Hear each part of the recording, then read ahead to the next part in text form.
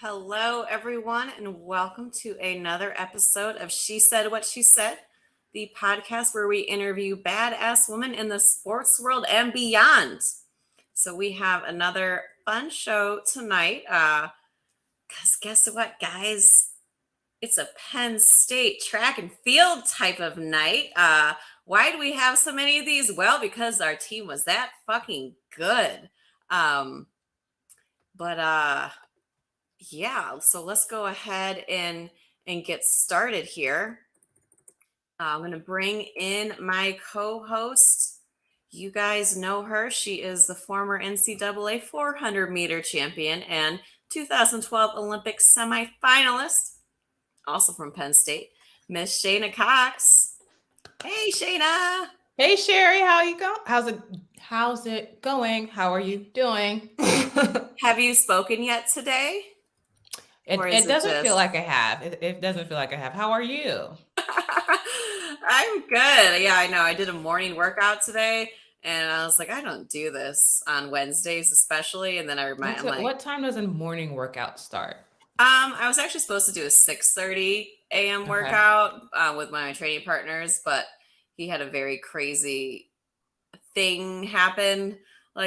He's the president of a little league group at one of the parks in Chicago, and a homeless lady attacked an 8-year-old last night for getting too close to her encampment. And so they had to call an emergency meeting and deal with it. And right. So I got to the gym at 7:30, because I started work at 9. Okay.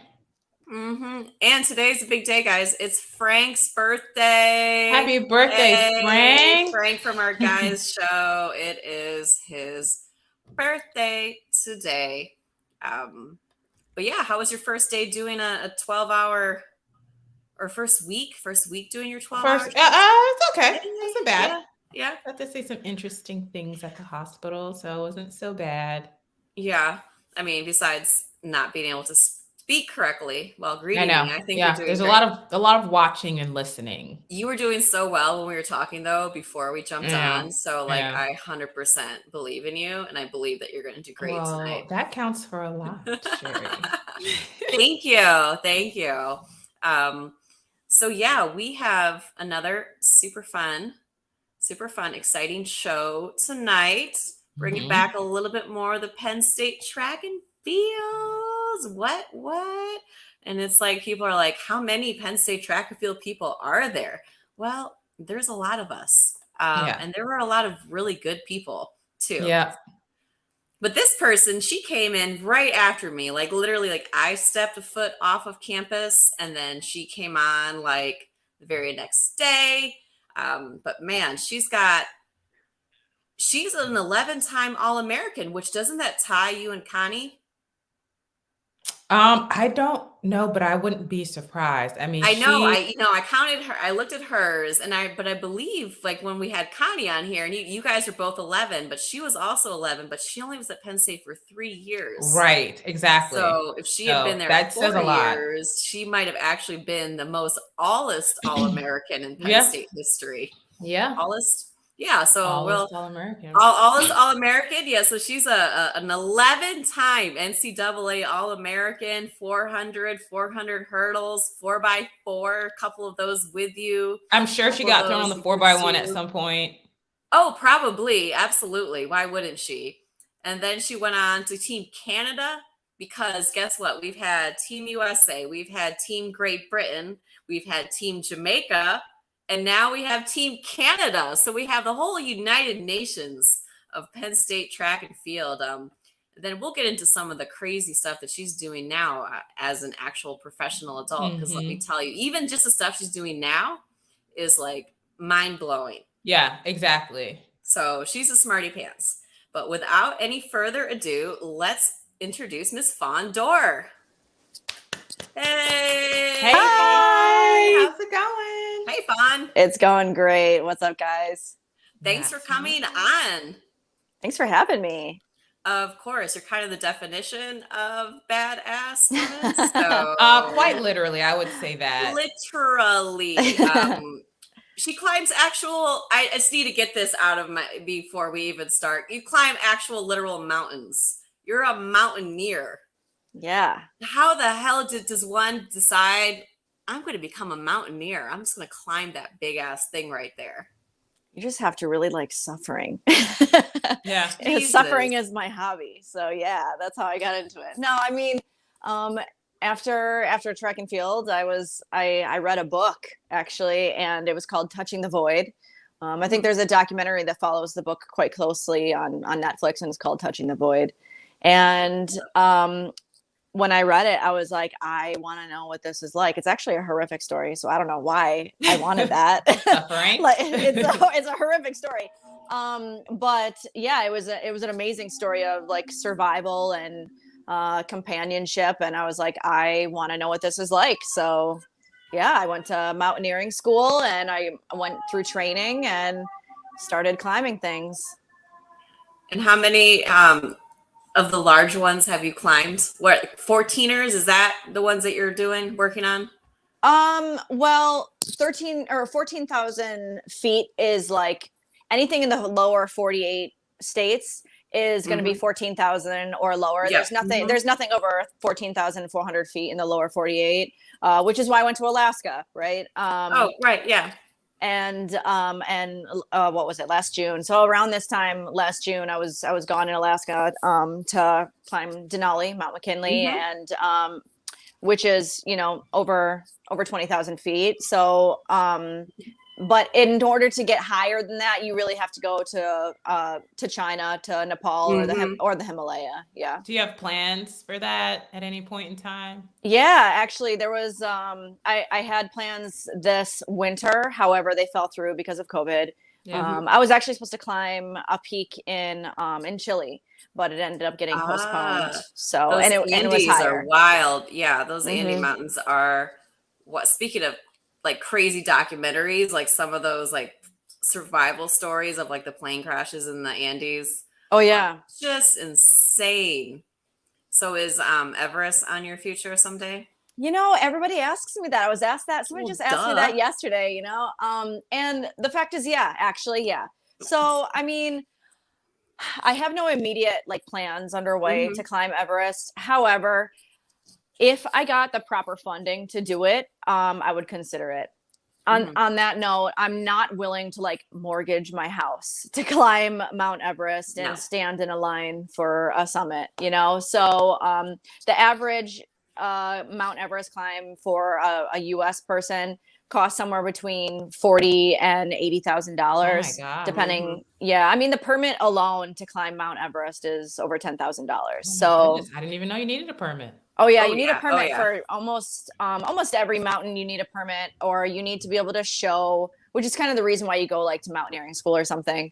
You need to be able to show that you can climb a mountain, because they don't want to have to save you, because that costs a lot of money for, you know, national parks to come and get all the dummies that climb mountains and shouldn't be on them. So yeah, I mean, if I got it sponsored or paid for, yeah, I would absolutely go. And the company that I work for now is really supportive of that. I've kind of voiced to them when they were hiring me, like, listen, I want to do big mountains, and sometimes that means I'm going to be gone for a month or two. And they're like, yeah, it's okay. Sure. Go climb stuff. I'm like, all right. Oh, wow. That's amazing. Yeah. The ones that you have done, like the ones in Alaska, at what point do you need oxygen? So you don't really need oxygen until you reach peaks that break into the death zone, which is really like above 21,000, around 21,000 or 22,000 feet. Sometimes people can get away with going higher without it, and some people need it lower. Right. But as a rule of thumb, it's really the like creeping into the death zone or getting ready to go into the death zone is where you'd start to use oxygen. And they call it the death zone not because it's like a morbid place and people die up there, although that is true. It's just called the death zone because it doesn't matter how much you eat or how much you sleep, your body physically cannot recover. Like you stop processing. Your body stops digesting proteins and things like that. Gosh. So it doesn't matter what you do, your body's in a continual state of decline. And that's really why they call it that. Yeah, you can't spend extended periods of time in those areas. So base camp at Everest must be at like 20 then? 21,000, I think 21, it is. Yeah. right below. Mm-hmm. Yeah. So I know a little bit about mountain climbing. I'm never going to do one, but I just find it so like fascinating. It's like I've like listened to so many like an adrenaline documentaries, podcasts about it, and I'm like, what is wrong with these people? And now I have one of those people right here. So lucky you. like, yay.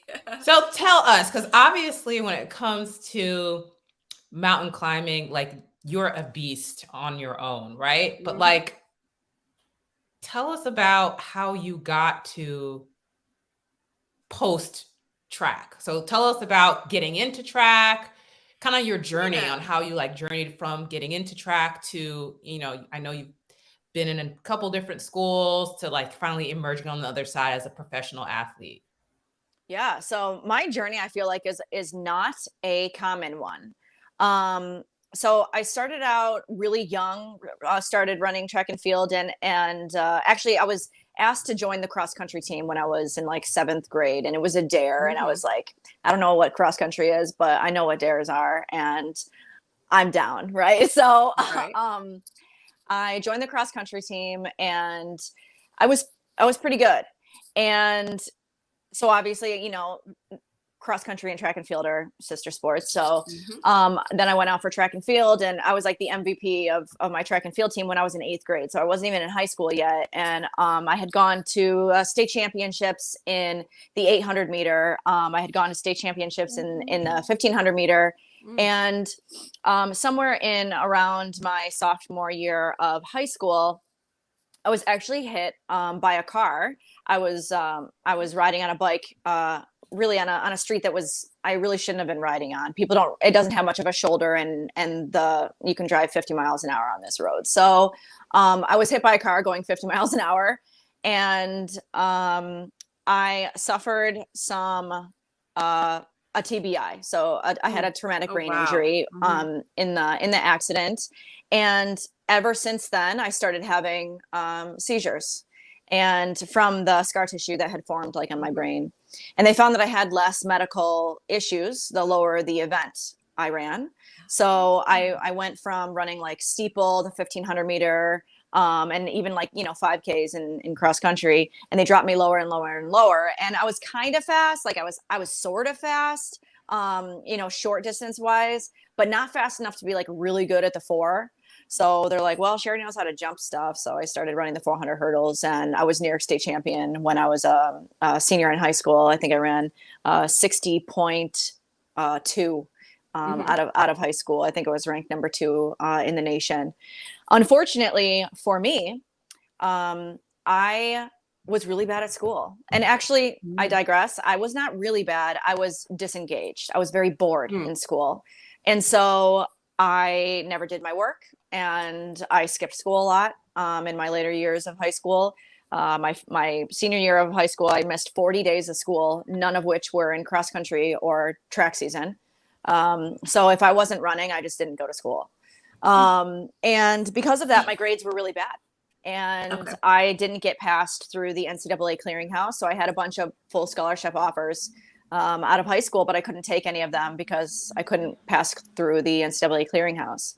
So I went to a D3 small school in upstate New York, and I worked my tail off. And my coach there, his name was Matt Moran. He was a very serious man, young coach, and he encouraged me to leave and to go to a bigger school, and even helped me do so, which, if you know anything about coaches, that's a very humble, a very a very generous thing to do with, you know, I was NCAA champion when I was a freshman at SUNY Cortland.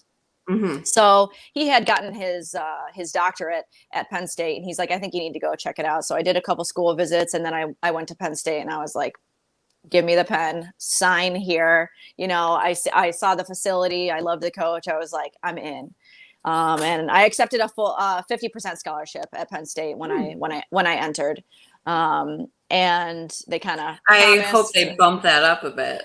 Well, I mean, after you kept getting the a few more All-Americans, I hope they would bump that up. Yeah, well, I mean, when I first went to Penn State, the first year I went to Penn State, I dropped almost 4 seconds in the 400 and Mhm. three and a half, 3.8 seconds in the 400-meter hurdles. So yeah, then when my contract with the school negotiations came back up, it yeah, I asked for a full scholarship at Damn that fucking negotiation, and right. at first, Yeah. actually, at first they denied me. Penn State said no. And so I was like, okay, well, then I guess this my signing meeting has just become a transfer meeting because I'm going to leave. And they're like, really? They're like, what about your loyalty to us? I said, well, what about your loyalty to me? Yeah. you know, you know. So they met up with me and they went back to renegotiations and then came back a couple days later and they're like, yeah, we'll put you under a full scholarship to keep you. And so then I finished out the rest of my my time at Penn State under a full scholarship. Yeah. It's funny how they always had no more money to give until But you they say always you're gonna found it. walk. Somehow they found it. Always found a couple coins, didn't they? I had that same conversation myself because like I was recruited walk on. It was kind of my last minute. Ended up at Penn State school, and it was like I've made individual finals. You know what I mean? I'm running your relays. Like, look, I wasn't trying to get full, but I was like, you gotta give me something. So yeah, because I was like, I can just get into Michigan. I'm from Ann Arbor. Like I could just get in, I'll sit out a year if I didn't want to. But yeah, I bluffed and they called my bluff, or they did not call my bluff. And they were like, okay, here. It's like, thank you. So I'm glad you did that. Yeah, me too. Seemed to have been I don't want to name any names, but that was someone's move. Yeah, well. yeah. What can Big you man. So Fawn, in my experience, because I ran with you, you were really the emotional leader of our team while you were there. And you and I have lots of conversations, between the two of us about kind of like the madness of the professional athlete. What do you think it was that made you good and made you successful? And I asked that question because I don't think the answer is always a simple one. Like I just worked harder than everybody else, or, I was more talented. There's always like for the really good ones, there's always a little stitch of madness, I think. And sometimes it's great. And sometimes it's like, oh, what is that? But what do you think it was for you?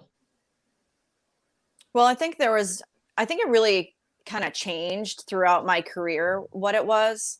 But I do think you're right. I think that most athletes all have a common baseline, and that is that they all have a screw loose somewhere. I think there was a couple things for me. I think that when I was young and like really young, like high school and maybe early years of college, I felt like I was running to prove something, maybe. I was running to be loved, maybe because success looks a lot like togetherness, and fans feel a lot like love, right? And I think that I really wanted those things. I wanted to feel like I was a part of something, and I wanted to be loved. And I thought that winning and racing made me important when I was young, or it like justified me to some degree. And as I got older, I think I kind of grew out of that and it changed into something else.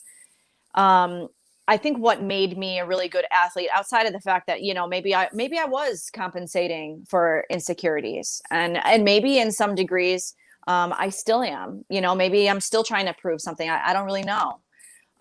Maybe I'm trying to prove something to myself. But I think in my later years, probably my junior, senior year of college and my years as a pro, I was running for something else. And that was more of, I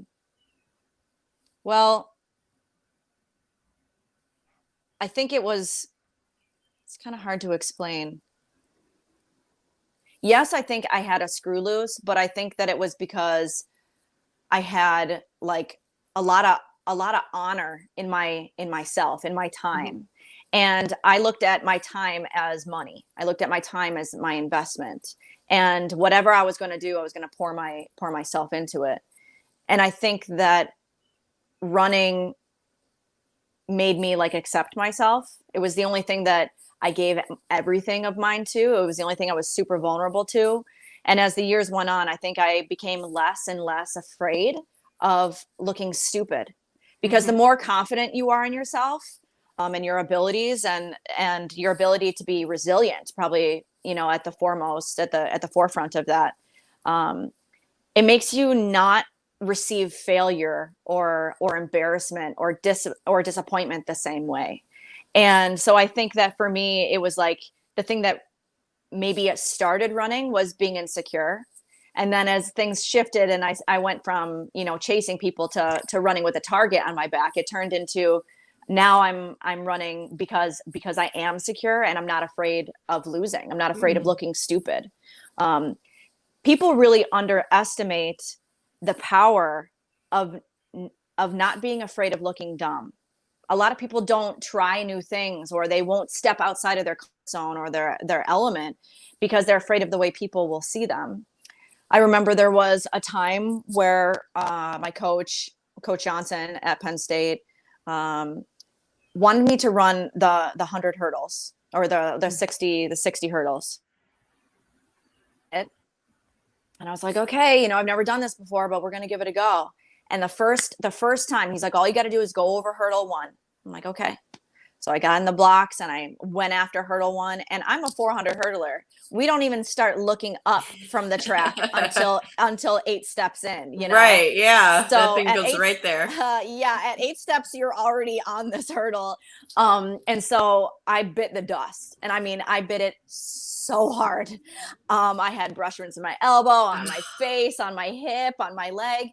And I got up and everybody's standing on the side of the track like, oh my God, that was really bad. And I kind of like dusted myself off and I limped a little bit. And I'm like, okay, let's try that again. And Coach Johnson was like, he's like, nah, we're done for today, I think. And that was the first and last day of 60-meter hurdles. And I say that only to point out that, like, falling, that's not really, that didn't like phase me. I'm like, okay, well, let's fix it, right? Like, looking dumb in front of my teammates and in front of myself is like, okay, well, you have to look dumb. You have to be willing to look dumb first before you can be good at really anything. To put yourself out there. Yeah. And the more confident I was as years went by, the less I cared about looking dumb. Absolutely.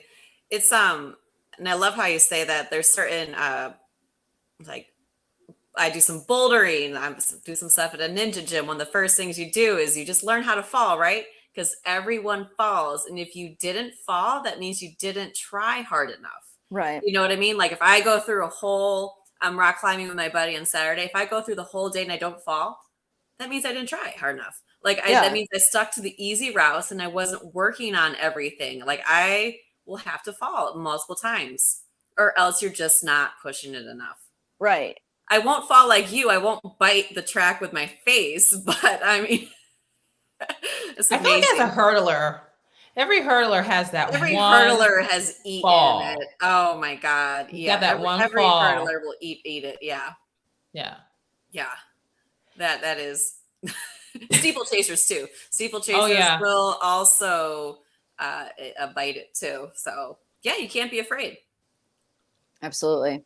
One of the things that I think is really interesting about Fawn that a lot of people don't know is that, speaking of not being afraid to do things, is that she was a wrestler at one point in time. What?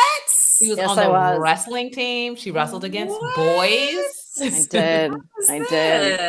I was in high school. I was in, it was my freshman or sophomore year. And I think it was my sophomore year, because my freshman year I was a swimmer. There was no indoor track in my school. My school was really small. Okay. And so then I was like, I hate swimming. Okay. And so I was like, no, we're not doing this again. And my one of the track and field coaches was the coach of the wrestling team. And he's like, Fawn, you should come out and be our 103 pounder. I was like, okay. And he's like, are you serious? Like, oh, I'm dead serious. I'll be there on Monday. So I went to wrestling practice, and I mean, I wasn't any good. Like I'm not gonna pretend like I was any good. I wasn't. But every time they went to a meet and they didn't have a 103 pounder, they forfeited all the points. So even if I just wrestled and I so long as I didn't get pinned, I was still saving them points. Okay. And I mean, I did win once. I did win once. I pinned somebody. So yeah. Nice. That guy will never forget that moment. No. Oh, he's man. probably watching right now. He probably has your name on like Google. But hey, listen. If you're gonna get beat by a girl, she better end up being an 11-time All-American and an Olympian and a Harvard educated student. Okay, wherever you are, sir, I hope you feel bad. I hope you feel good about yourself. Don't feel bad. Yeah, you got beat by a girl. That's what it took to beat by a good girl. Yeah, absolutely. That is fantastic. Fawn, if you need to grab your charger. Yeah, let me grab it quick. I would say this is a good moment to let her step away and grab that charger. I didn't know she wrestled. She did. So did you, I mean, because I think we talk about track a lot, but did you do any sports besides track? I did soccer for many, many, many years, and I would have kept playing except for in Michigan, soccer for women in high school is a spring sport, so is track. And so I would have, if it was in the fall, I probably would have quit like my, club teams and just done the school and then track. But since it was in the same season, I was like, look, I want to be a D1 athlete. I got to pick a sport. And so I picked the track and field over the soccer. Okay. But yeah, I was a very good soccer player too, mostly because I was fast. Yeah. I didn't like to head the ball. I liked, I wasn't like. I'm sure they loved having you on the team though. Oh, I mean, I just ran around everyone. Yeah. But that also made me lazier in some of my ball skills because I could just run around. I mean, don't get me wrong. I played travel, this and that. But yeah, I just definitely, I played a little bit of volleyball and basketball in middle school. Those weren't for me. Those weren't my sports. It's amazing how, I mean, because you're obviously just an all-around athlete, but it's amazing how there are some sports that we do where we just shine, like we just come out of our shells and we just like shine. There's other sports where we're good, but we just, don't shine it's the foot. Oops, it's the foot coordination sports those are mine. You know what I mean? The leg strength, the hand-eye straight coordination. It's like, oh, wait, you want me to catch this while also doing something else? Like, no. Yeah. But that's okay. I mean, you can get, it's like you can get better at certain things. And there's some things too. It's like, look, I'm 5'4". Volleyball is never going to be my jam. You know what I mean? That's just, I was just not built for it. Those girls are tall. I mean, they're like 6'4" now. Like at 6 foot, they're huge. At 6 foot, you're going to be like the shortest one on your volleyball team. Yeah. Like looking from like an NCAA, like the women at Penn State, they were just as tall as our basketball team, which was just if not taller. Because I think a lot of them, if not most of them, were taller than most of the girls on our basketball teams. Yeah. Honestly, they were, so sportsman, we're just not built for. But she's got her charger. She probably did a few wrestling moves on the way to get it, and she is back. Hey, Fawn, welcome back. Hello. Thank you for no problem. So I was a wrestler, and I'm just going to say this, and I'm all pro. Obviously, women, we are the best. However, I'm going to tell you, I do not believe, after living it, that women should be on a men's wrestling team. No. Yeah. Was it intense? I'll just use that. It was intense, but now as an adult, like I look back on it and sometimes I'm like, I really cannot with myself. First of all, a 15-year-old girl should not be wrestling around in spandex with 15-year-old boys. It's just, that's just like, there's no injury that like mix well, it's horribly inappropriate. But at the time they couldn't they couldn't tell me no because Right. we have a women's wrestling team. So they kind of like technically can't tell you no. Yeah. But no, I had no place being, you know, manhandled by a boy, especially because, you know, like when you're that young, even though I was wrestling at like 103 pounds, keep in mind that means that we didn't have another 103 pounder on the team. So that means I was wrestling a boy that was a bigger weight class. For practice. Even if a boy is your same weight class, he is just naturally going to be stronger than you. The same size man is going to be stronger than you, just period. That's, you know, biology. Yeah. But yeah, I can't believe I did that. And I can't believe my mother let me do that. I for much of a choice, if I'm honest. So yeah, she probably was like the guys just said on here. Terrence said he's not arguing with Fawn, neither is Frank. Your mom was probably like, okay, honey, like not arguing with you. No. I wonder if she thought, yeah, she's wrestling, but she's probably not really doing anything. And then she probably found out practice or, you know, hang out a bit. Yeah. You know. No, I think she knew she knew what was going on. But I think she knew me pretty well at the time, and I probably was not going to accept no as an answer. You know, I was very like fight for my rights type of person. I'm still like that in some regard, just like not quite as ignorant. Pick your battles nowadays. Yeah, I have a little bit more of a leg to stand on. I'd like to. So talk to us a little bit about the transition of, well, talk to us first about your Olympic experience. I always like to know people's Olympic experiences because it's different for everyone. You know, and just, you know, the international stage in general, right? Yeah. I mean, you know, representing Canada, traveling to, I know you went to what, Commonwealth Games, what is that, the Central American, North American, Caribbean championships, all these major meets. Yeah. How was that like? I mean, it's amazing to be able to travel the world and to get paid to do it. Right, of course. And it's even more amazing when you get to bump into a whole bunch of friends from like everywhere. Yeah. And I think that that's probably one of my biggest takeaways from my time in track and field is that that I made a lot of like lifetime friends, you know, along the way. And I got to see a lot of beautiful places. I think for me, it's a very crazy life. It's not meant for everybody. And I also don't think that it's really sustainable. Specifically, it's just not.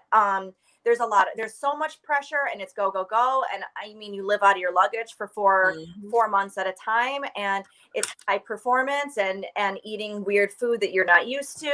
And you miss your family and you get homesick.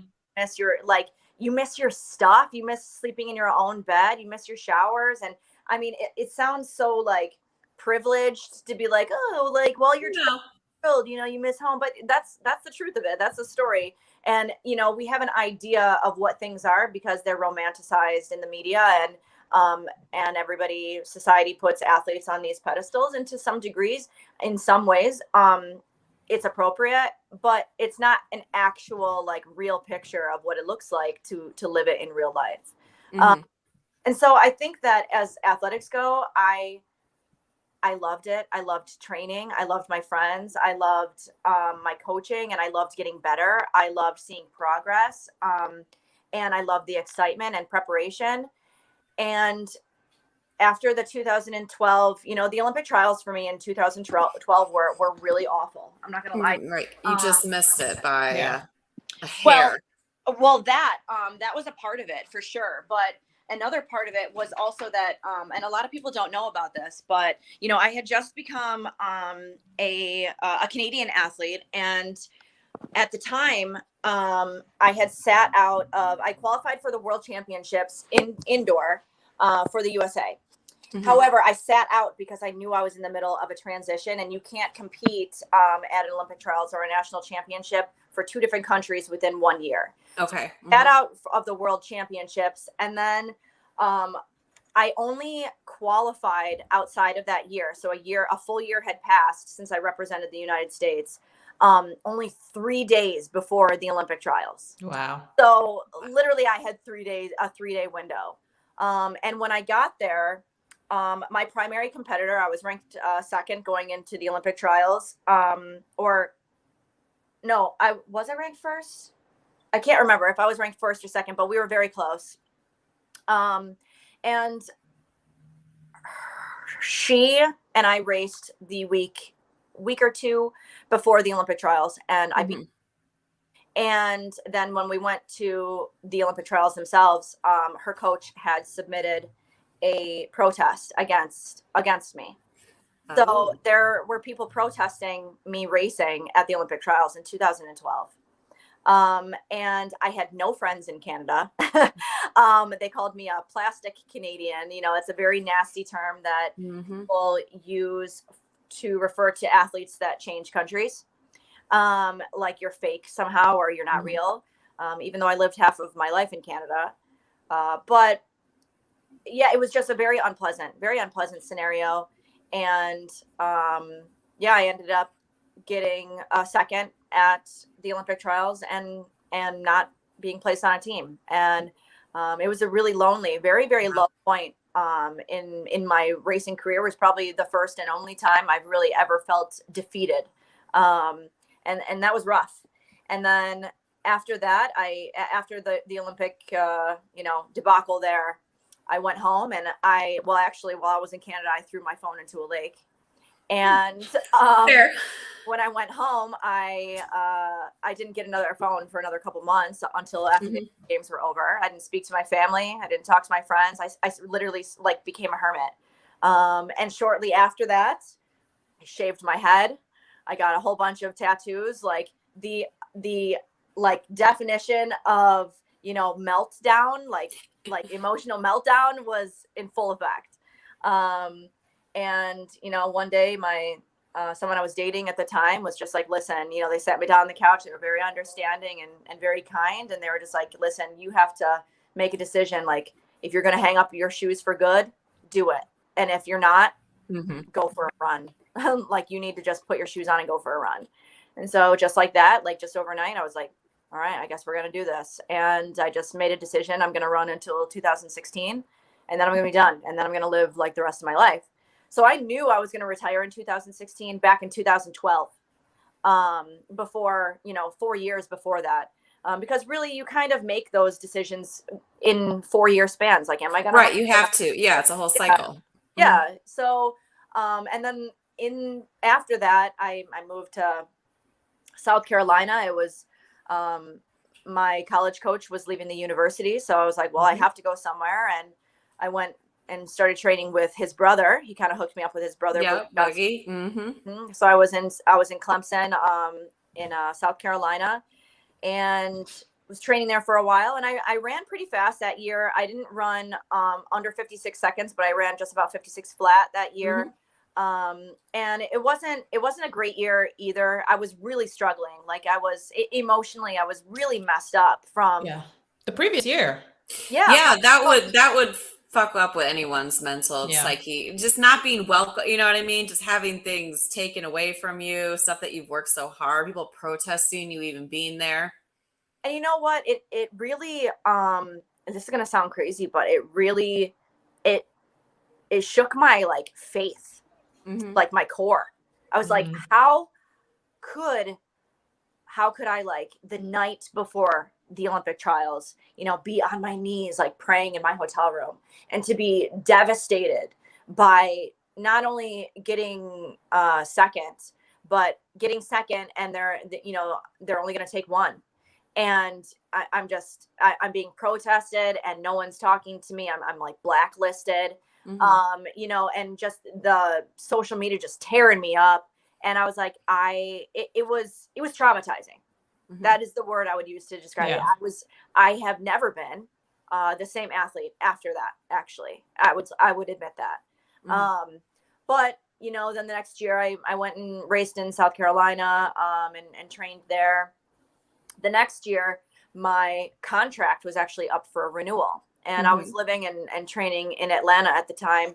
And Brooks, who was my primary sponsor at the time, decided that they were going to focus on mid-distance to distance runners, and they weren't going to sponsor, sprinters anymore.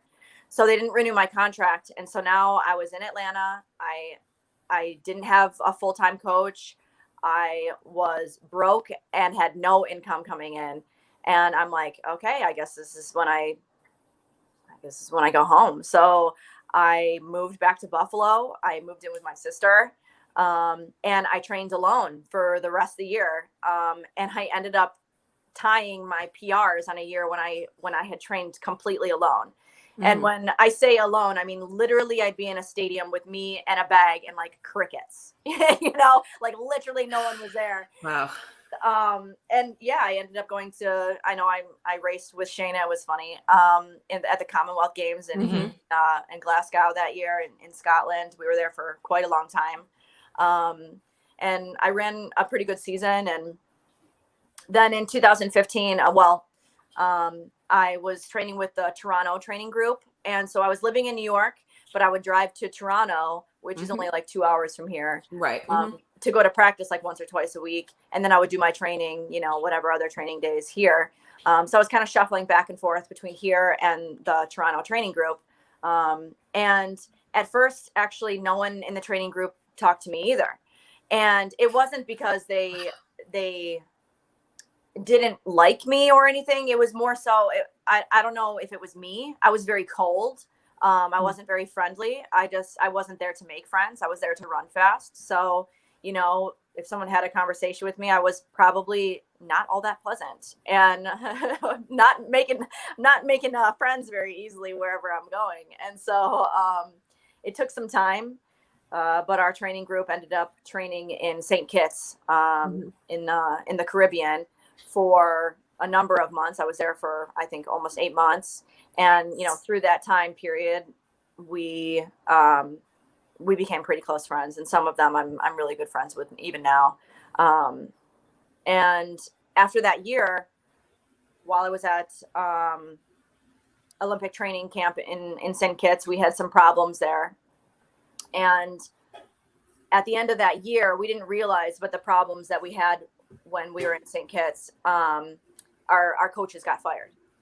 So I was with them for another year. I was the fastest. I had won national championships, national championships that year. And I was running pretty fast. I wasn't running my fastest yet, but I had dipped into the 55s again in the 400 hurdles, and I had ran 51 in the 400. And I was really happy about it. And I was happy to go back to the training group. I was thriving really under that scenario. But unfortunately, when we were in St. Kitts, one of our training partners had drowned when we were on the Oh my God. And after that, our coaches were kind of like deemed responsible. They weren't, it was a crazy accident. Yeah. I mean, he was pulled out by the riptide, but regardless, they were responsible for us under we were under their supervision. So, that right before I was supposed to start training again, all the coaches were fired. And I was like, okay, well, what am I going to do? So I packed up all my stuff again, and I moved to North Carolina, moved in with Shayna. Hey. I lived in Shayna's room for a while. I just kind of finished out my career living and training in North Carolina. And, the Olympic trials rolled around, and really after the things that had happened in St. Kitts and, losing my coaching and I just felt like I was constantly having the wool pulled out from under me, in a number of ways. There was a meet that I ran in, and everyone had clocked me pretty fast. I think I had ran, and I watched the race. I've watched it like not that long ago. And I think I ran like 55. I think they had me at 55.9, and world standard that year was 56.2. And they mysteriously lost my time. Like the clock didn't catch me as I crossed the finish line. And it was just a hot mess. Oh my God. I'm not going to lie to you. My last couple of years running for Canada was a hot mess. And so by the time 2016 rolled around, like I was done. Yeah. I was done.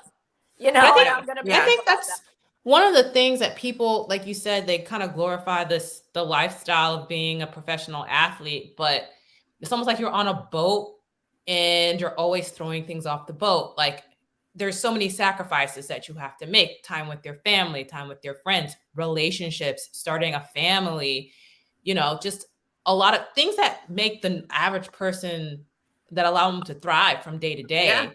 And you're constantly throwing these things off of your boat to prove how committed you are to this process. And it's not like high school or college where we'll get them next year, we'll work harder for outdoor season. It's not like that. You've got to wait another 4 years to prove yourself. Mhm. And even then, a lot of times for countries outside of the US, it's like the decision on who's on the team, who's not on the team is at the discretion of a group of people who may or may not like you. Which is just wild. Yeah. But yeah, I mean, people complain about like, oh, the US trial, like this person didn't make the It's team. cut and dry. But it's so cut and It's dry. cut and dry. And You have know, these other going things where they're like, in. oh, well, we just Yeah. decided not to take you. And it's Exactly.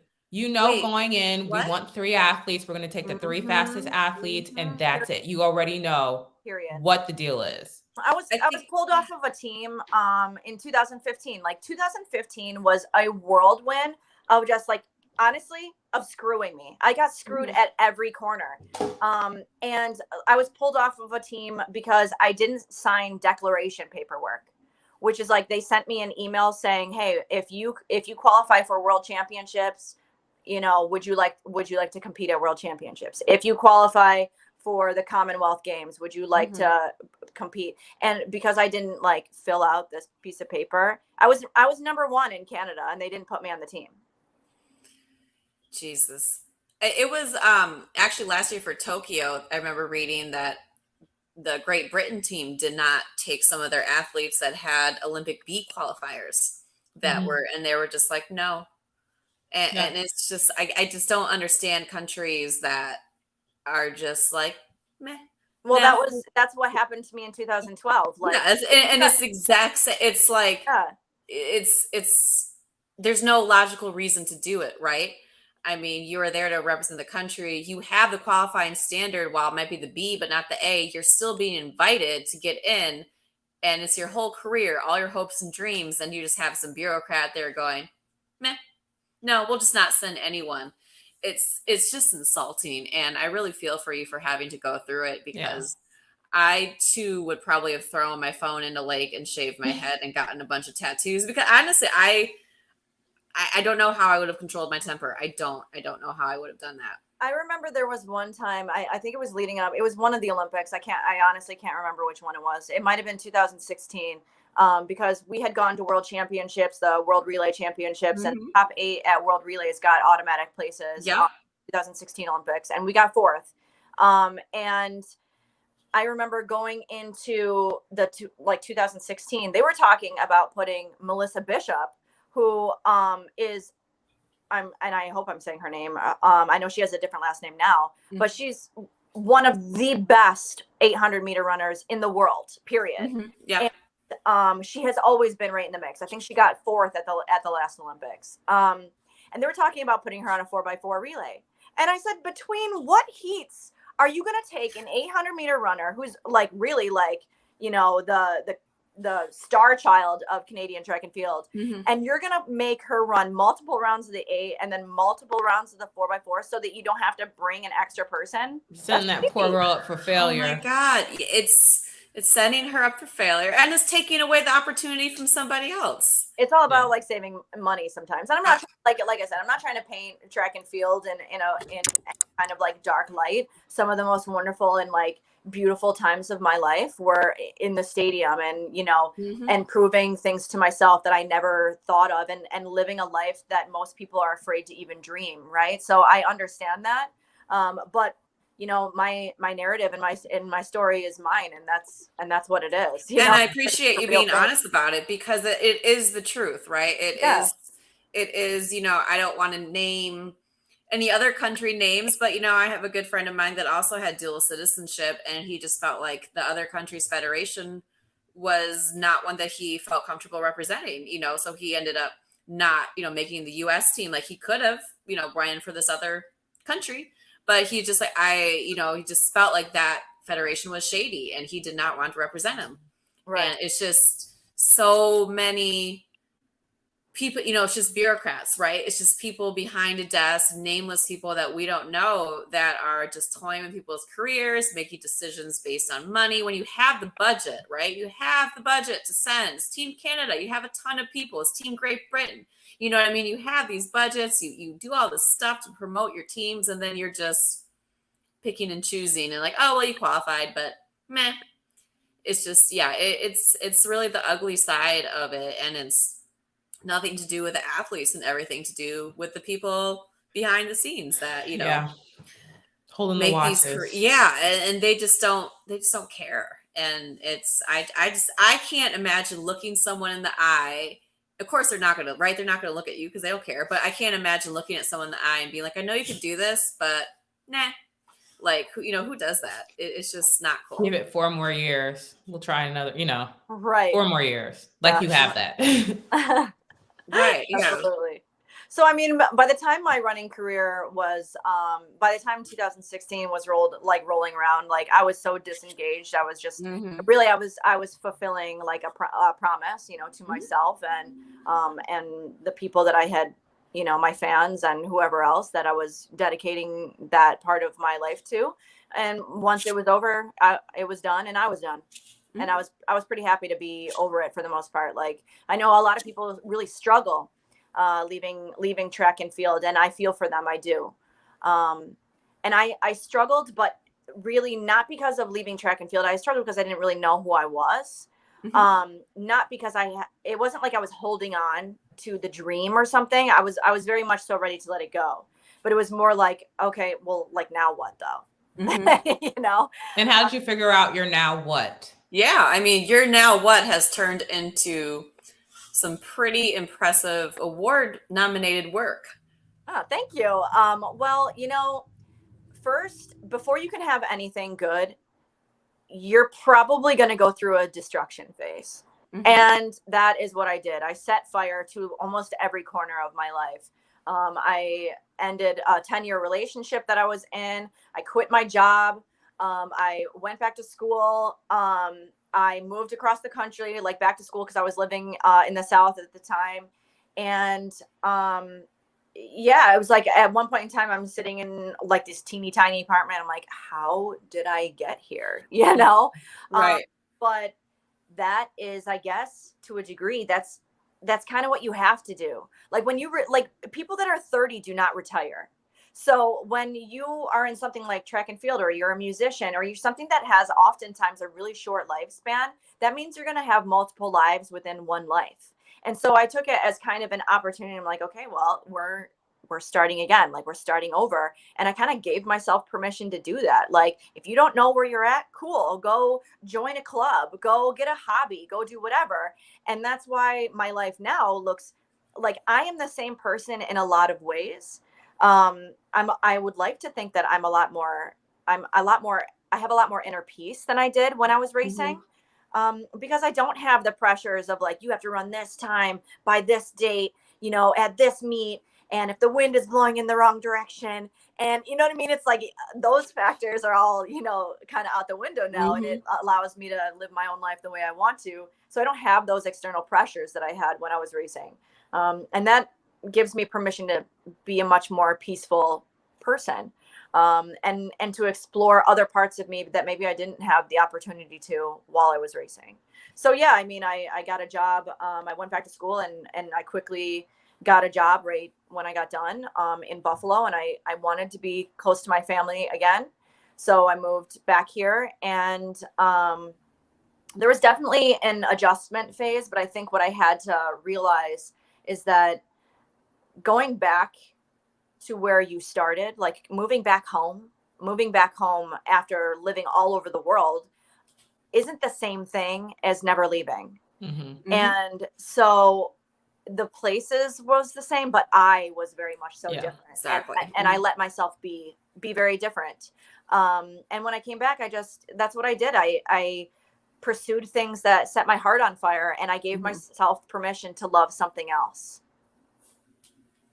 I think that's like one of the Fantastic, things, that's like one of the biggest things, even for me, that really worried me when I was transitioning out of track. That's a question I asked myself. Will I find something that, or what if I don't find something that I love as much as I love track?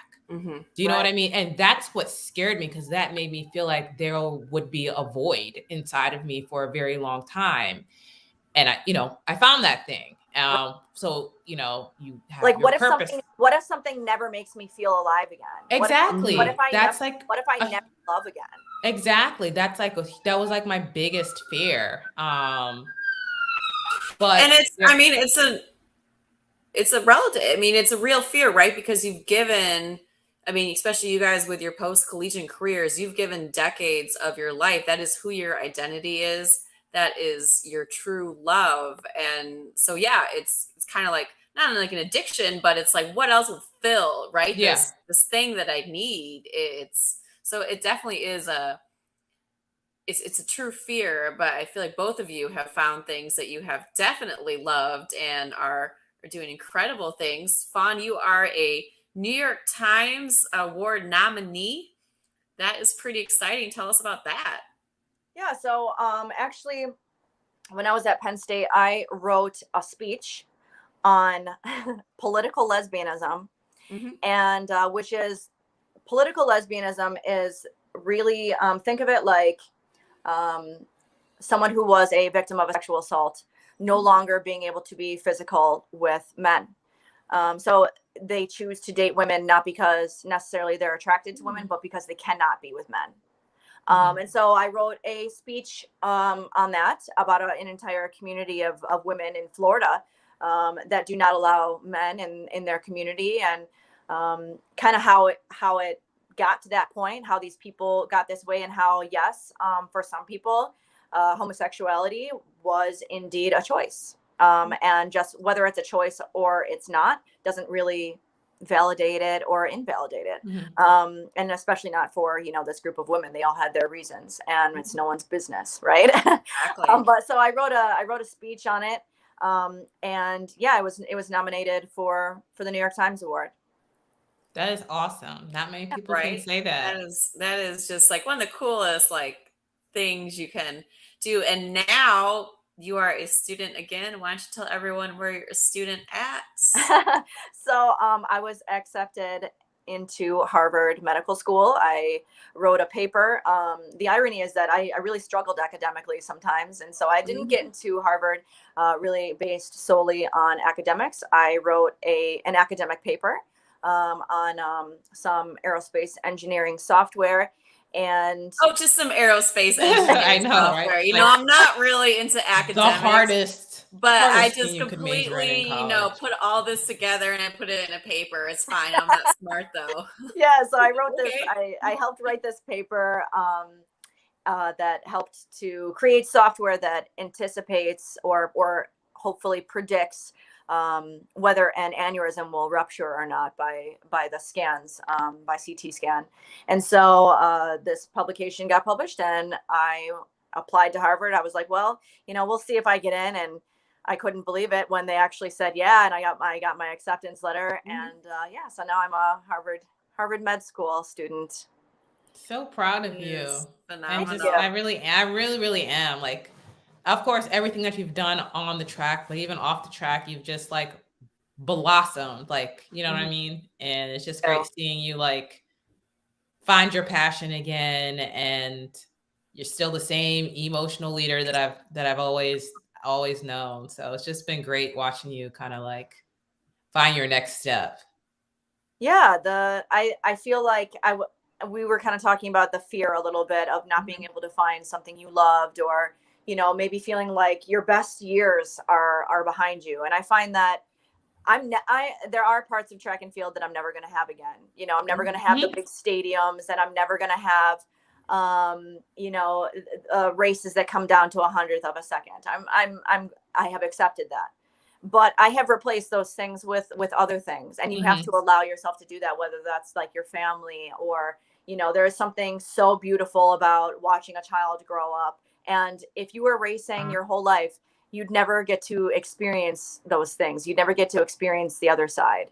And so I'm really, really grateful that I do kind of get to live two lives within one life, one a really, really fast life, and one where I got to slow down and kind of smell. Yeah. It's phenomenal. So what do you plan on doing post Harvard? What are your next big goals and aspirations? Well, I work in medical writing now. I work for a mental health company, so I do a lot of writing on research, and that's kind of the profession that I'd like to stay in. I really like the job that I have, and I'm really thoroughly enjoying it. I have a lot of flexibility. Outside of that, my true passion is mountains. I love big mountains. I'm going back to Denali in 2023. I'm doing a technical route up Mount Rainier in 3 weeks. 3 weeks. Oh, wow. Okay. So that'll be fun, and I hope to. Can you explain to non-mountaineering people what the technical route means? Yeah, so there's a technical route really just means that you have to have equipment in order to do it, and you have to have skills in order to climb it. So it's not like a really, really big hill, like where it's essentially a really difficult walk up snow. And instead you might have to, there's like ice climbing involved in it, sometimes rappelling. There's different mechanisms that you have to use, and it's not just walking. Usually it includes ice climbing or mixed climbing, which means like you're moving from ice to rock to ice to rock. And so, yeah, that's, I've climbed Rainier before a number of years ago, but I did it up a standard route. And this route is more technical. So it's just a little bit more difficult. And so it's not so much about, mountains are either about height, which is like Everest, right? Or they're about difficulty level. And this one is about difficulty. What like how are they ranked, right? Like how would you rank like the difficulty of a mountain? Can you let us know that real quick? Well, a difficulty of a mountain, that's tough. Well, I think there's a couple things involved. One, is it assisted? So an assisted mountain climb is where you will have porters, people that help you carry your equipment, because some of these mountains can take a month to climb them. When you're including weather days, acclimatizing days, and approach days, it can take like a month. Everest, for example, you need someone. Yes. So you need porters. They use porters on Aconcagua. They use porters a lot of different places. However, Denali is one of the truest mountains in that it has a long approach. It's pretty high, and there is no assistance in it. Okay. So when you're climbing Denali, you carry a backpack and you carry a sled with all of your equipment. You're probably carrying like around 40 pounds. Up the mountain. So it really depends. Like that is a huge part of the difficulty level for obvious reasons. Elevation is a huge factor in the difficulty level. And the time of year is a huge factor. Climbing Denali in June or July is going to be a lot different than climbing Denali in December. You don't climb in the winter normally. Most people will not do that. There wouldn't really be any light either, so you would be nighttime climbing the whole thing. Though about that is that sometimes it's actually, when you climb in Alaska, you often climb at night because the lower temperatures make the snow more stable. So unstable snow, that's why they climb Everest, the first portion of Everest. If you were to summit Everest, you summit around 5 a.m. And that is so that you can move through the ice fields in the dark when they're the most unstable. See, I thought they just left at 5 a.m. just to get a start on the day, like just to like get moving. But it's for you'll summit at 5 a.m. Okay. You leave at like 11 o'clock at night. Okay. So it's for the less chance of an avalanche. See, are there any people like, because I don't know as much about mountaineering, like that you consider to be like badasses? Oh yeah. Like, who's your idols in this? Well, I actually have a picture of one right here. Yay. Sharon Wood. Okay. She's pretty hardcore. She's a Canadian alpinist. She's done some pretty amazing things. Most of the people that I idolize are men. You know, men are predominantly the part of mountaineering, and it's not really a very feminine sport. You know, you don't take off your clothes. Like, you wear the same clothes for like 3 weeks. It's pretty disgusting. It's pretty vile. I guess if you're carrying all your gear, you're not carrying a week's worth of clothing, are you? No, absolutely not. You're not carrying deodorant either. But yeah, after a while, you start just looking for things to get rid of and just bury it in the snow, go pick it up later. Right. But there's a number of people that I idolize. Unfortunately, there's a saying in mountaineering, which is there are no old mountaineers, because I've heard that. Sport. I think I have a idol. His name is Ed, and he was the first guy to climb the 7 summits. The 7 summits are each of the highest points on each of the 7 continents, and he did it in a very, I believe he did it without oxygen. But more so than that, he was just like the first person to do it, and it was quite the feat. Some of these mountains take multiple attempts to do them, so it probably took him like 14 years, I think. Wow. To do it, but you know, really breaking the way. And some of these mountains, you know, are very remote and hardly ever climbed. So yeah, there's a number of them, and I mean, I sit here and indulge in the mountaineering books regularly. I've probably read 50 of them, you know. So Nice. You're well in it. Oh yeah, reading's what I do. It's amazing. I mean, you can hear the passion, like, of how you talk about mountaineering is the same about how you talk about track. You know what I mean? It's like you have found that other piece of your heart, right? And that's a sport that can take you it can be a lifetime sport, right? I mean, you might not be doing the Denali again when you're, 70, but you can certainly do. There's always something you can climb, right? Yeah, absolutely. Age appropriate. Yeah, I think mountaineering has there's a lot of overlap between how I approach mountaineering versus how I approach track and field. The primary difference being, if the Olympics to mountaineering is like the summit. And for me, it's not as do or die, like if I'm planning in some of these mountains you plan for, you plan a year in advance. Yep. Or so. And I've turned around on big mountains before and been perfectly okay with it, because the mountain will stay there, and I can come back next year. And that's how people lose their life on things like Everest, because they're like, I've put 150,000 into I've got to go now. I mortgaged my house. It's now or never, and they don't make it. They make dumb choices that are driven more by ego, pride, the focus, rather than the mountain will always be there, right? And the mountain will let you know, can we climb you today or not? And sometimes the mountain will say, no, bitch. Today ain't the day. You ain't coming up me today. Yeah, you have to respect it. I'm pretty proud that I don't have mountain fever, or at least I think I don't. You don't really think right. You don't think normally when you're at high elevation, but I'd like to think that I could make a good decision and turn around if it was necessary. So good.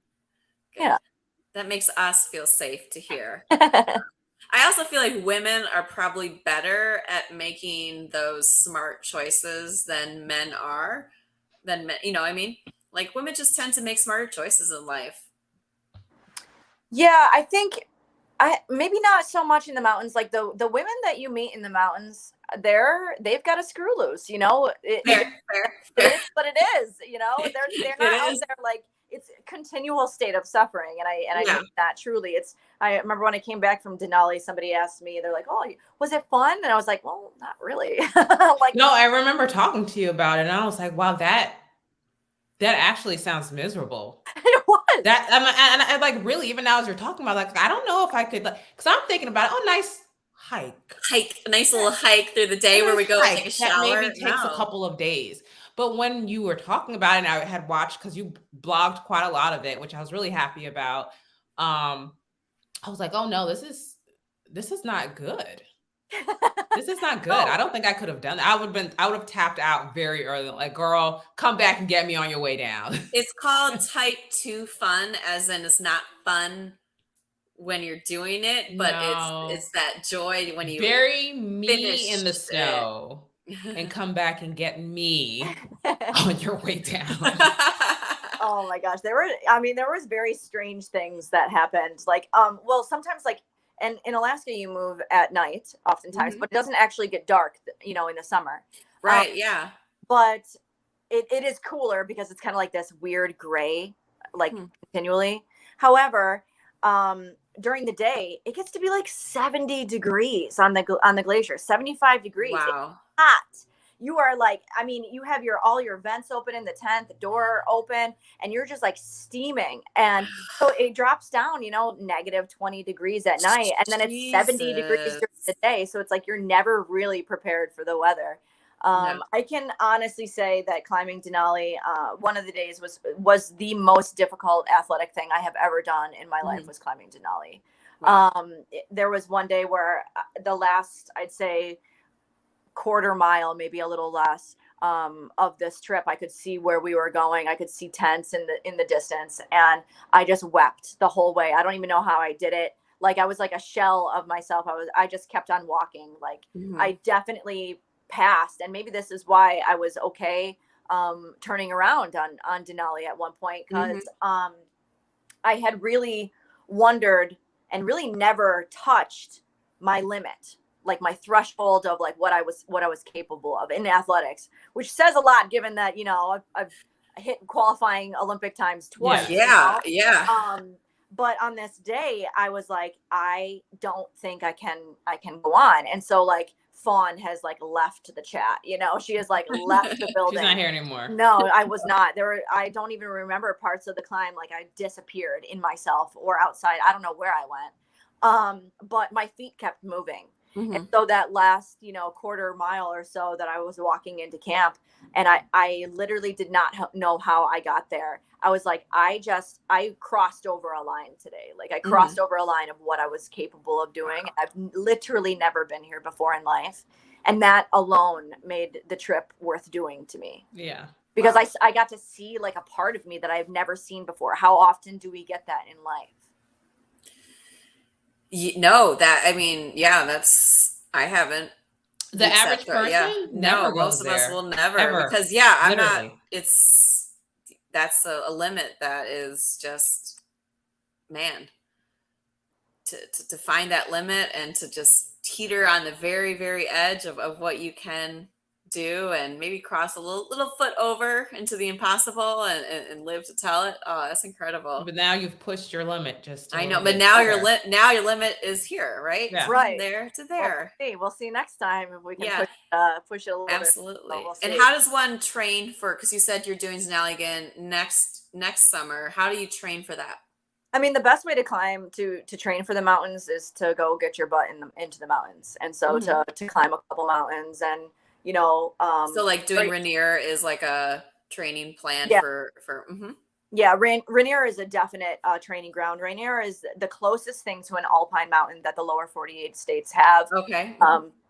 It's glaciated, and so it has like crevasses that you have to navigate, and there are like technical routes that you can climb, more difficult routes up Rainier. Like there's routes that you're not going to see anyone on Rainier. And so it can be very much so. But there's pretty big storms on there.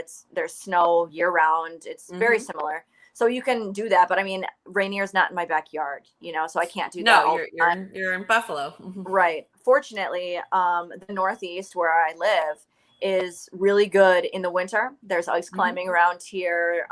Mount Washington isn't far, and Mount Washington is a beast in the winter. It's like, in mountaineering, it's highly respected to try to do a winter ascent of Mount Washington, because the winds are really high and it can get really, really cold here, and it stays cold. So the Northeast is pretty good for training. Outside of that, I go to the gym a lot. I run, and mainly when I'm getting ready to climb a mountain, I'll start to do Stairmaster workouts, which are awful, but they just have to be done.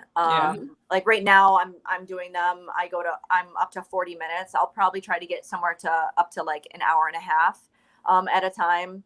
And I'll climb on the Stairmaster with like a 50-pound backpack. Of course, she's not just doing it regular, Shayna. You knew that was coming. I knew that was coming. Yeah. I was like, okay, 40 minutes. Okay, right, I could say it. Like, I could do a nice little level. No. Yeah, and then I have 2-pound ankle weights because my mountaineering boots are about 2 pounds a piece. Oh yeah. And I train in a deprivation mask, so it like of course you do. Oxygen. Yeah. That's what I. So you gotta just make it as miserable as possible. Yeah. Right. Yeah. It's just that's a repetitive theme here. We see, right? Yeah. Oh, it's all about the suffering. Right. Fawn just loves that suffering, man. It's all about the suffering. It's incredible. I mean, I highly recommend it. I highly recommend I got suffering. enough of that in college. I bet. Yes, I know. This is gonna make 400-meter training seem easy, right? If you're like, what, you want me to do some repeat 800s? Okay, that's simple. Let's go. I don't know. There were some workouts when I look back on, I'm like, I did not know how I did those. We used to do a couple of them that were just like, they'll put some hair on your chest. 5 times 250 on 90 seconds rest. Okay, I loved that workout. I'm sorry. I would do up to 10 of them. I'm sorry. 10 times 4 times 460 on 5 minutes rest. I know you'll remember this, Shayna. We were getting ready for nationals or something. You had already gone pro. I think I was a senior in college, possibly. And Coach Johnson gave us a workout. We were supposed to run like an all-out 500. And he's like, I want you guys coming through the 400 at 52. And I'm like, Shayna, that's my time. That's my time. That's like better than my PR, Shayna. Yeah. That's my time. Like he would say stuff like, I want you to go ahead. He would say, we are going to come through the 400. I'm like, but it's me. It's not you and me. It's me who's coming through the 400. Yeah. I remember all the workouts. 3 times 300 was a pretty beast one.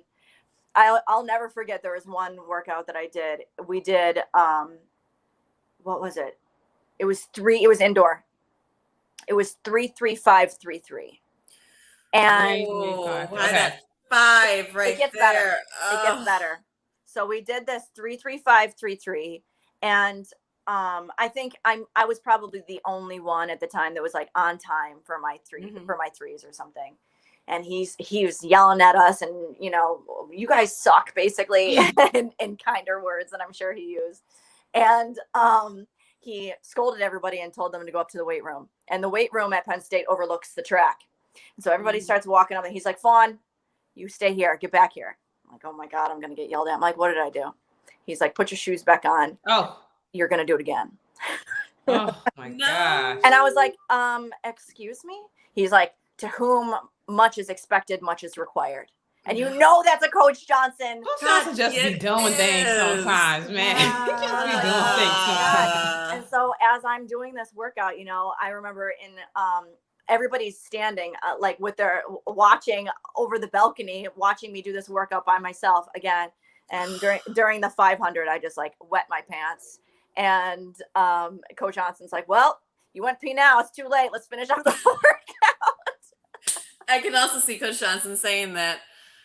Coach Johnson. But these are the things. It's like crazy because we experience these things, and then going forward, we're like, am I really working out if I don't feel like I'm gonna die? Like, I haven't thrown up at all this week. Really do anything? Right. Like like when he used to throw up, and then he'd be like, "Well, you're lighter now, so the next one will be easier." But what's he wrong?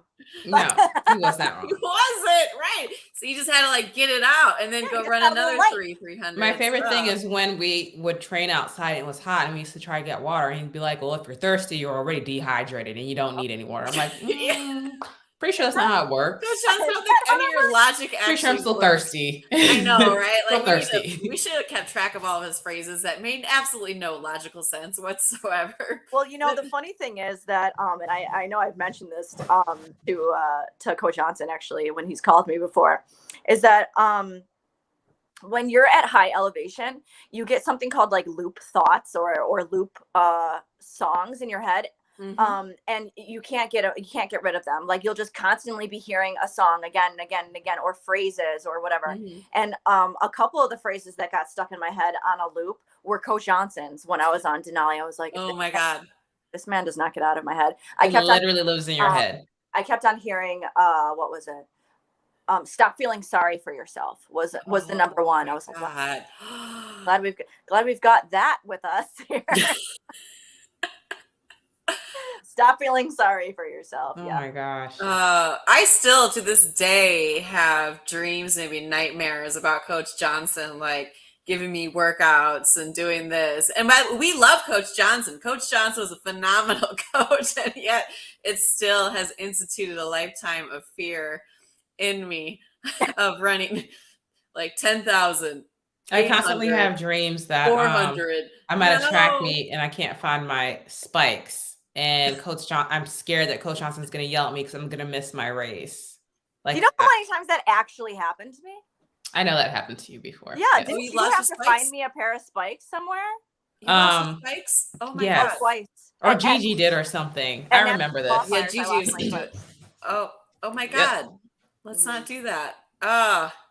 See, that would give me anxiety of you being my teammate and doing that one time, and then I would have anxiety at every other future meet of you doing that again. Yeah, that's a repetitive dream of mine too, Shayna, of going to a track and not having my shoes. Yeah. Yeah. And that's happened to me before, actually. Really? Yeah, someone stole my spikes at nationals. God.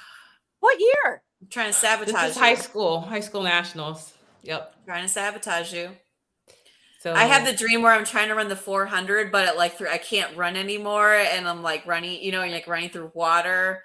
It's the worst. So like how one usually feels at the end of a 400, right? But you're like going backwards, and you're like, I don't know how to run. You're like trying to like grab with your hands, and you're just like running on all fours. Yeah. You're like, I don't remember how to run. Maybe this will jumpstart me. Yeah, that's one of mine.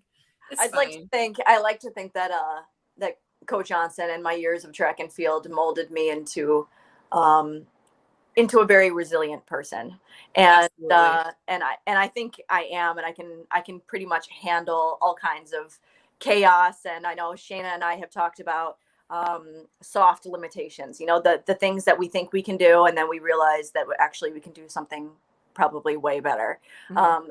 The realizing that you don't actually have a concept of your capabilities, realizing like that your own doubts are not trustworthy. That's a gift. That is a gift to be given in any lifetime. And I think that track and field definitely gave that to me. Yeah. I agree. I owe a lot to Coach Johnson. There was many times where I feel like he was lying to me at what time I ran. He was. Because especially like coming back from injury, because you're just like, there's no way I hit that time. But he would say it, and he would say it with such conviction that you would actually believe that you did, even if he lied to you. And so the next time you did it, you actually did hit it. You know what I mean? Yep. He would just kind of put that in. I know he was always lying to me. I'm like, there's no way I just got that mark every single time. It's just no way. Let me see the watch. But he would just make you believe that you could do it. And that's a huge part of it too, just that mental, because then you can move forward, right? That's a part of coaching. A lot of people think coaching is, the right workouts or,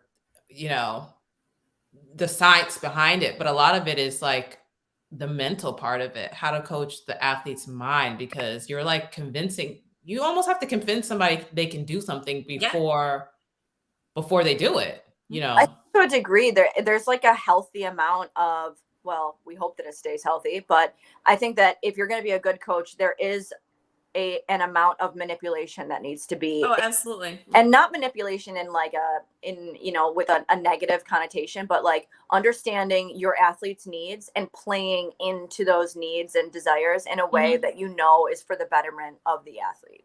Absolutely. Mm-hmm. Yep. Finding each person's limit and tutoring on it, kind of finding everyone's breaking point and going from there. And he's very good at it. His brother is very good at it. That's why they're two of the best coaches out there for hurdles. Mm-hmm. Well, for many events, but it's just crazy to see how many athletes are coached by hurdles for both of them. You know what I mean? It's like two brothers, and they could have a whole world final, Olympic final of just people that are coached by the two of them. It's incredible, and they definitely have that gift. And it was a joy to be coached by him, even though sometimes I didn't like it. It's definitely I always liked him.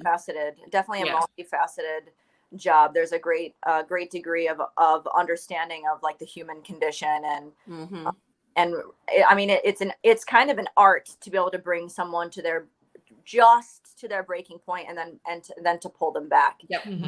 And there's something really special about that, and that's probably why there is that really special bond, between athletes and their coaches because of that. Yeah. Absolutely.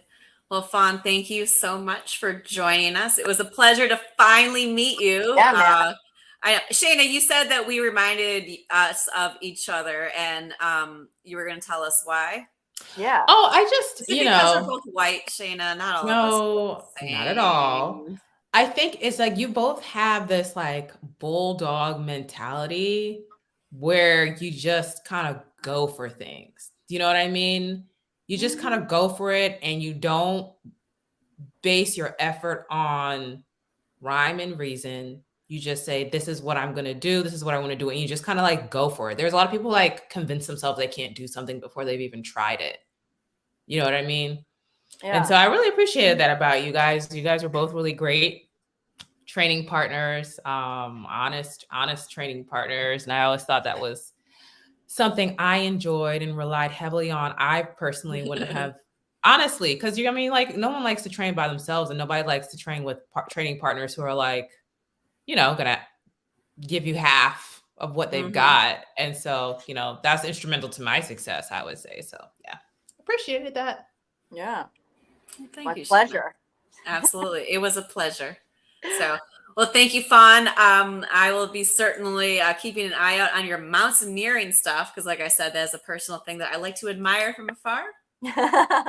I will do the bouldering indoors. Thank you. That's all I go. Just indoors. Thank you, with my pads in the bottom. But I will definitely be keeping track of your mountaineering career. And thank you again. And just, Penn State track and field, you are a legend, and your name is right up there with some of the greatest that ever been. And, as a fellow alum, love you, loved your career, always been a huge fan of yours. So thank you so much for coming on. Thank you so much for having me. It was nice seeing you guys. Nice meeting you. And I hope I see you soon. Okay. Yeah. Bye. Yeah. Oh, how wonderful. Yep. Excuse me. That was great. That was. And it's incredible. Like, just seeing her finding something after, like, honestly, we could have done a whole hour on just mountaineering, and it's incredible. And I still have so many questions, and I was like, Sherry, let's calm it down with the time. She's like such a multifaceted person and athlete, and there's so much texture to her life. Yeah. Oh my gosh. I know the time will come she'll write a book, and it will be incredible. Because I would read that. I mean, she's a journalist, I mean, she's done a lot of, and like I said, I can totally relate to the big emotions, right? Of the I also have those big emotions, and she's great. It's wonderful. So, we're nearing Shayna's bedtime. But I did have one final question for you, Shayna. Oh, what's that? Have you seen the start list for Prefontaine for this weekend? I have not. I have everything programmed to DVR, but it looks it from what your tone, it sounds like it's supposed to be pretty interesting. There are so many hot races in there. I don't know which one I'm most excited to Everyone is getting ready for world champs. This year is wild. Like, Snacks and I have this ongoing conversation on who's going to make the U.S. team in the 200, but also the 100, man. I mean, shit is hot. Even the hurdles. I mean, everything is just so really many events. It's deep. It's really deep. Yeah. But I did want to say kind of one thing, because, when Fawn was talking about being afraid to lose and not being afraid to lose, I was talking to Shayna the other day. We were talking about the men's 100 this week, and just kind of the progression. And I know as a man, I can talk about men runners too sometimes, but I really love Fred Curley because he is not afraid to lose. He's and not. everyone thought he was fucking insane from dropping to the 400 to the 100. And then he got the silver medal. Yeah. I mean, he's just been watching his career has really been so much fun. It's been a joy, right? Yeah. To watch someone and then to be like, all right, I don't know what, like he's running the 100 this weekend, but like when he said he's going to dip into the 400 this year, like when is it going to happen? I can't wait. Whereas we were contrasting, there is a notable person that's not entered this week, and that is Bromell. Bromell will not be at Prefontaine, and Bromell seems that he's afraid to lose. You know what I mean? He does not always step into the biggest You know races what? unless he has to. Especially in track and field, like your stock almost, it goes up and down. It seems like it can feel that way. Absolutely. Based on who you race. And in track, especially track and field professional athletes, they smell blood. When they smell blood, they go for the jugular. So if they sense weakness or they beat you one time, that's all it takes for some people. And then I'm like, I'm never going to let you beat me again. You know what I mean? So, but you can't do that. I mean, you have to put yourself out there, especially because you have to. I mean, you're a professional athlete. This is how you make money. 9.75 against no one. Yeah. Right. But he's not at Prefontaine. Yeah. He false started last week. Like, you know, he doesn't run. Can he run big when it matters against when other you have big that names? Pressure on you? And it's like, I can't imagine in an Olympic year, or sorry, a world championship year on home soil, not running the Prefontaine. I know he's not a Nike athlete, but he could still get an entry. That's everybody wants to be at world championships in Oregon. Everyone wants to be there. And I don't know, is someone gonna get to trials and be like, oh, I didn't have enough races? Or is someone gonna get to trials and be like, oh, I raced too much, I pushed my body too much, you know? Yeah. It's so fragile. It is. It's teetering on. I think did you see the clips from Sha'Carri's opening races last weekend? I did. Thoughts? I'm trying not to let my face give you any. Listen, track in general, there's one thing about track. Just because you were fast last year doesn't mean you're going to be fast this year. You know what I mean? Nope. And it is what it is. You know, you've run fast. She's run fast before. She's not not a fast athlete anymore.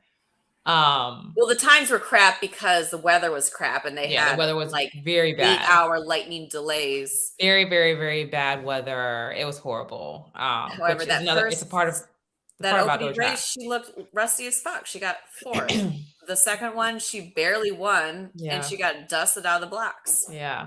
You know what I mean? And so it's like, you can't get dusted out of the blocks. The Jamaicans will eat you alive. They'll eat you for breakfast. Yeah. I mean, and that's, I think, what frustrates me with her. I mean, she has so much talent. But she's also very young. She's so young. And it sounds like she was in quite the abusive relationship too with that Jamaican chick. That's for all those YouTube videos and everything, but it seems like, you know, the confidence isn't quite there. But it's like, if she doesn't get her start under control, it's going to kill up her confidence even more. And you know what I mean? Like, she might need to do a Noah Lyles and switch her feet and completely redo the whole thing. The other thing is that it's so different when you have a target on your back, when nobody's watching and you have, I believe I can do anything attitude, which everyone should have, but with nobody watching you, all you're doing is running and proving people wrong. And it's different when you've got a target on your back or when you've set a target for yourself. Like, people have expectations of you. So that is different too. That adds a different element into performance. It's not like track is not necessarily a skill sport where you're dribbling a ball and you're shooting. If you do that 100 times a day, you're going to get better. It's just not like that. You know, anything, being sick, having a different coach, be your social situation. So many things can affect your performance for a meet or jobs season. In the off season.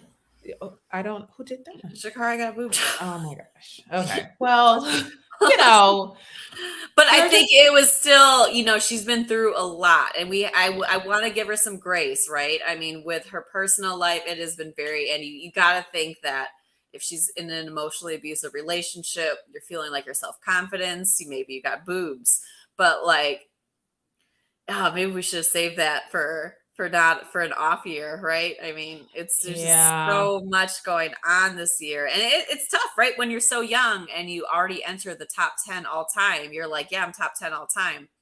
But oh my God, that target just gets bigger. The target is there, but like I said, getting bigger. Yeah, she's run the times before. She's a fast girl. She can, you know what I'm saying? It's always there. It's just like about doing the right things to let it come out. So. Yeah, and I hope she gets her inner circle under control and gets people that actually will support her, because I do think that she is kind of a once in a generation type talent. You know what I mean? I mean, watching her run last year was phenomenal. When she's in top form, and I would love to see her really focus more on the 200, just because her start can be a little bit and I feel like she starts to build, you know what I mean? She's more of that. Well, I feel like she could really, if she trained for it, she could just be an absolute beast in the 200. Then you got to go against Gabby, though, who is also someone else that's knocking on that world record door. So it's been fun watching her compete too. It's exciting. Yeah. And she's working on that 100 to get better at that too. And running that 300. And it's exciting. I haven't set my DVR yet, but I will. Set it, girl. Set it. Oh, I've got tickets to World Champs. No. And I don't think I'm gonna be able to go. So I'm trying to figure out if I can. Well, I'm trying to figure something out. But anyway, I'll be watching either way. Yay. All right. Well, who do you want to give a quick shout out to tonight? Shout out to it's my son's birthday on Friday. He's turning 5. So shout out to him. My family, my friends, as usual, for watching. My mom's watching. My mom's watching. She's texting me. And so, yeah, what about you? Oh, shout out to the normal crew. Special shout out to Frank, because it is his birthday. Happy birthday. And yeah, just, I had somebody else, but it totally, I know, my girlfriend Shay, because we went and she lives downtown and her building has a hot tub. She's always been telling me and Cam, come over to the hot tub. And it's like, girl, we don't we're not going to go naked.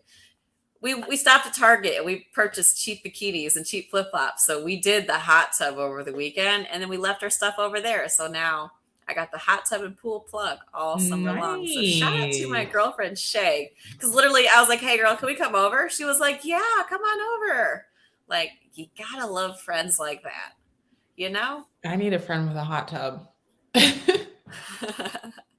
Yeah, it's those are nice friends to have. Yeah. So, and she's an awesome girl too. I like her without the hot tub. So those are hot tub is a plus. Hot tub is a plus, right? I like to hang out with her anyway. But yeah. But on that note, this has been a Chicago Clubhouse Network production. Bye. Bye-bye.